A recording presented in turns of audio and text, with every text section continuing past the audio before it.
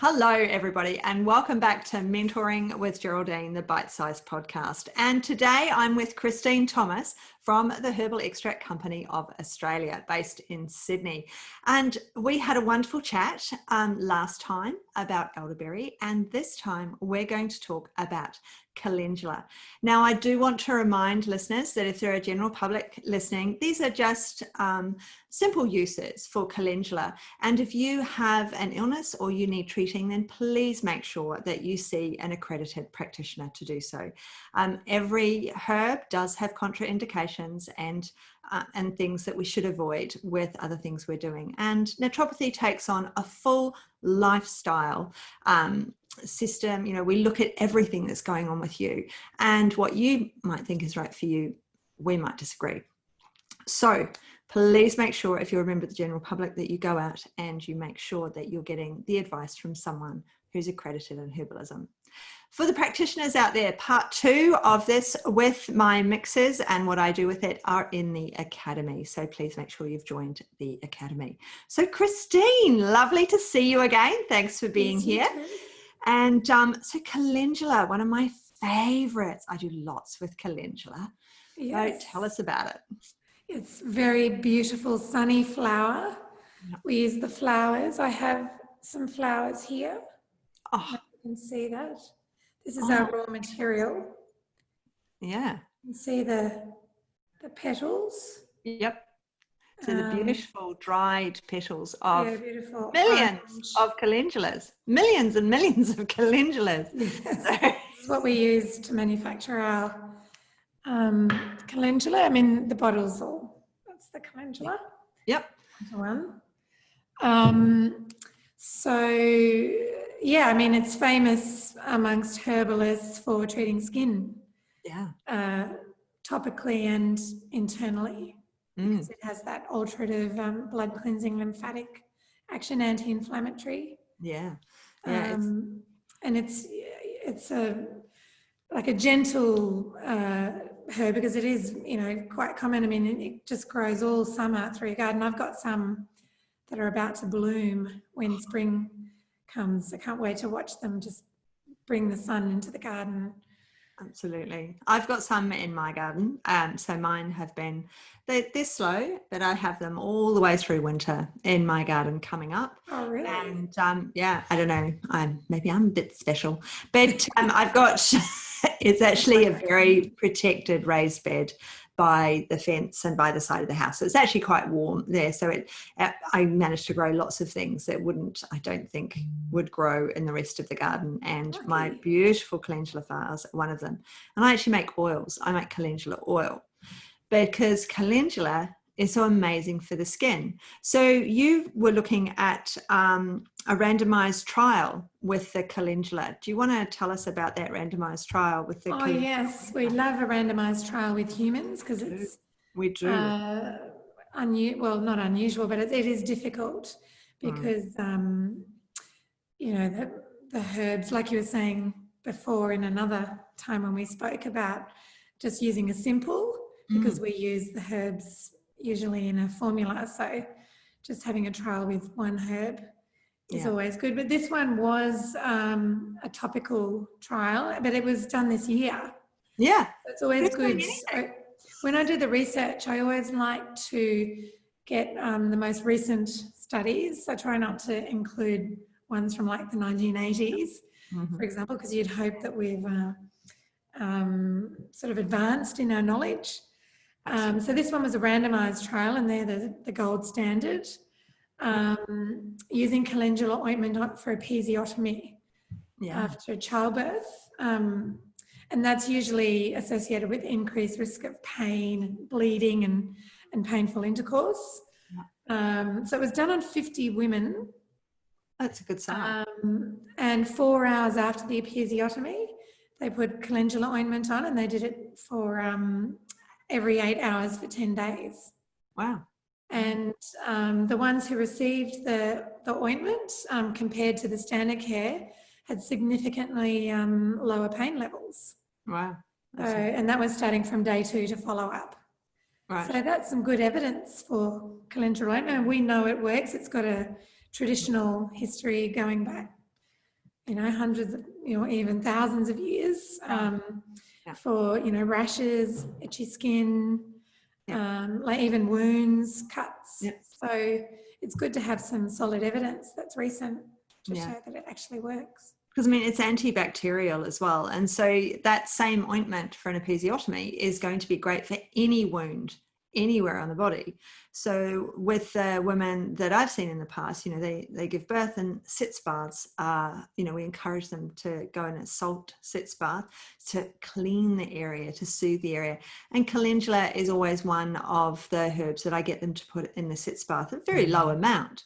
But as an ointment, you've got all that soothing, all that moisture. It's going, so if it's area, it has to be clean. But adding that calendula cream to to any broken skin or any wound is going to encourage that healing because of the moisture and the antibacterial properties of the calendula. So, I mean, not only is it beautiful, it's so useful for all of these skin problems. So, I mean, as a herbalist, it's one of the herbs we learn, in and on. So if you're going to give it to somebody with acne, certainly wouldn't use an ointment for acne, but if you were going to put it on the acne, then you'd give it to them internally as well, because it's such an amazing herb. It's a real all-rounder. And we shouldn't really say that about herbs being an all-rounder, because, lots of them aren't, but this one does lots of skin stuff. So an all-rounder, perhaps externally. Internally, it does have contraindications, and it's in a very low dose herb internally. So, and these are things that we need to remember as herbalists, but as a member of the general public, if you're listening, then you need to see a practitioner if you're going to take this internally. What was I going to say? Nappy rash as well. So this same ointment, this same calendula cream can be used all over the baby and all over the mother's body. It's great for nipple rash. It's great for the ointment for the episiotomy scar. It's great for baby's cradle cut, for rashes on the baby. It's soothing. It's very healing. But as a cream, yes, we can make creams as herbalists, but you can certainly buy. There's some beautiful, beautiful branded creams out there on the market that just work amazingly well. So as the herbalist, we're using that tincture, but we're also, I make oils with it. We use it in so many, many ways. And your tincture is beautiful. It's very clear, your calendula, and those beautiful petals that we just saw. It's another one. And all those petals collected. So mostly with our herbs, it's the people who are going around on these farms, they're often hand picking these things. These aren't, it's not like, so it is a bit like grapes. And that some grapevines and some vintners will have a machine that goes down the line and takes all the grapes. But most will have a picking day, and they'll get everybody to come and pick the grapes, and then they make the wine. And with the calendula, you've got people actually picking the calendula flowers as they're flowering, so that they can dry all those petals, so that you can turn it into this, what is an incredible medicine with it's got so much energy, so much power to help the client and to help them on their skin. Insect bites, things that you just wouldn't think of. And I've put it as a simple on, not on cuts, that stings. Then I've watered it down and put it on as a simple on cuts and things, but I have actually put it as a simple direct on stings, and that's reduced the sting itself. And just soothed because of the tincture, because there's so much in that tincture. It's quite a high alcohol level in the tincture, I seem to remember offhand. Yes. Ours is, I'll just check, our bottle is 60% alcohol. But you're only using a tiny bit. You actually only need a very tiny bit. So usually this one's a higher ethanol, because when the people are picking it, and you'll notice on your flowers at home, there's a resin. Yep. They're very resinous, and you need that high percentage of ethanol to extract the resin, which has the anti-inflammatory action in it. Yeah. And I can show you as well. This is the finished product. So oh, wow. It's got I don't know, you can see the colour there. Oh, look, and you can see almost the resin as it swirls in the glass. So, and the colour. Yeah, it's just an amazing yellow. So we've gone from that brown in the bottle, and you can see the yellow around the glass, and then we've got that incredible yellow once it's mixed with water, and it looks stunning. It's very And it vital. does, and it looks like the flowers. It's the same yellow as the flowers once it comes out, even though it's in a brown bottle and it's a brown liquid inside that bottle. Once we mix it with water, we can really see that incredible mustard yellow color of the calendula flower. It's just incredible. Yeah, exactly. And yeah, we're just reminding with the nappy rash, I've got twins who are 9 now, but I used it all the way through just on their bottoms. I mean, they didn't really get nappy rash, but now they call calendula bum cream because we're still using it, like you said, on like bites or any sort of, itch, or it's sort of all through childhood. It's a great first aid remedy, basically. It's a great first aid remedy. A friend of mine, this is quite a long time ago here in South Australia, we had a hosepipe ban. Now, everybody is used to having hosepipe bans wherever they are, but we were going through a massive drought at the time. So people in drought-ravaged areas will know exactly what I'm talking about. It's not just a hosepipe ban. It's like you can have a cup of tea and leave it at that kind of thing. And she was selling her house. And so she had to water the garden. But she didn't want anyone to see her water the garden. So she was going out in the early hours of the morning and watering her roses and the edge of her garden. She'd given up on the grass. We'd all given up on the grass. But she was trying to make sure that the flowers stayed alive. And because she was doing it at 2 a.m. in the morning, it was very hot here, she fell into the roses. She fell into the rose bushes. So then when she came to see me, I was like, you know what? You kind of deserved that. I do understand why you did it and why you're out there watering your plants, but you did deserve to fall in the rose bushes because you shouldn't have been watering them. And she said, well, they're not healing. Like, these scratches aren't healing. There was obviously something on the rose, on the thorns, that were preventing it from healing. And so I whipped her up. I put the calendula with a couple of other herbs into a little bottle, and I told her to put that with water, and she was to wipe it on. And I made her a calendula cream, and I sent her home with both small amounts of both. And within a couple of days, on the blower. Geraldine, this is amazing. They've started healing. You can't even see the ones, they just weren't healing. She came to me and they weren't healing. And so it's amazing how one little flower can solve so many problems, even though she got her problem through her own error and she shouldn't have been doing it. It's a great case study. Yeah, that is a case study.